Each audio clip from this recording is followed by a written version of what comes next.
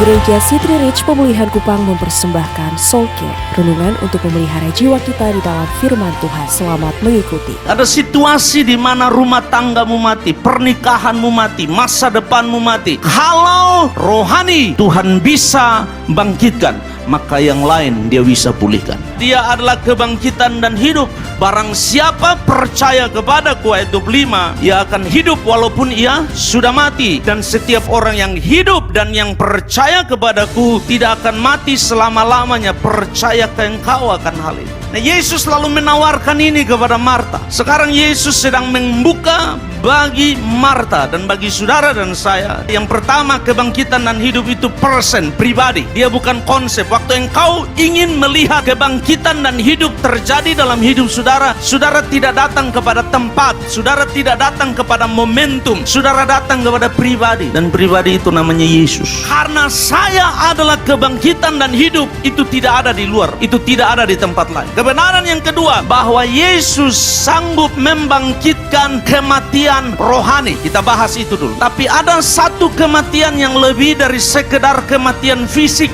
yang namanya kematian rohani. Kamu dahulu sudah mati. Karena apa? Pelanggaran-pelanggaran dan dosa-dosa. Dosa memisahkan saudara dan saya dari Allah. Alkitab bilang upah dosa ialah maut. Alkitab berkata bahwa perbuatan baik manusia tidak sanggup menyelamatkan manusia, sebab di hadapan Allah perbuatan baik manusia hanya seperti kain kotor. Perbuatan baik tidak mampu menyelamatkan. Setuju itu dulu. Kita berbuat baik bukan supaya diselamatkan. Kita berbuat baik karena sudah diselamatkan. Waktu seseorang berdosa, dia terpisah dari Allah. Bagi Alkitab, menurut Alkitab, itu adalah kematian rohani. Sudah mati. Saudara boleh jalan-jalan, boleh kerja, boleh berprestasi, boleh luar biasa, tapi kalau tidak dihidupkan kembali di dalam Tuhan, di hadapan Tuhan, mati rohani. Mungkin saudara tidak sadar, ada yang belum mengerti, tapi semua kita dilahirkan dengan tabiat berdosa. Semua kita. Tetapi Allah yang kaya dengan rahmat, oleh karena kasih-Nya yang besar yang dilimpahkannya kepada kita, telah menghidupkan kita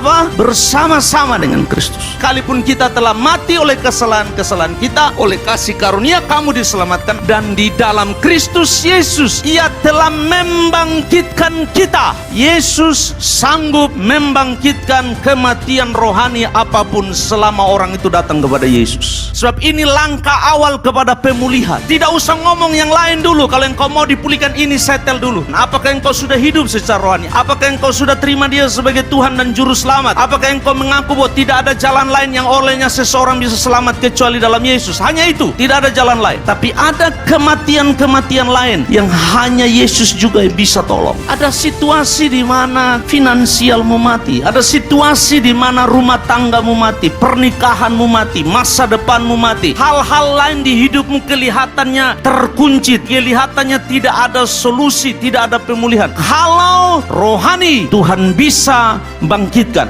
maka yang lain Dia bisa pulihkan. Saya selalu percaya semua orang yang mengalami perjumpaan yang benar dengan Tuhan, terjadi kehidupan di hidup. Apapun itu, bagian mana yang mati di hidup, waktu ada perjumpaan dengan Tuhan, pasti ada bagian yang dihidupkan. Demikian renungan Soul Care dari Gereja City Reach Pemulihan Kupang. Tuhan Yesus memberkati.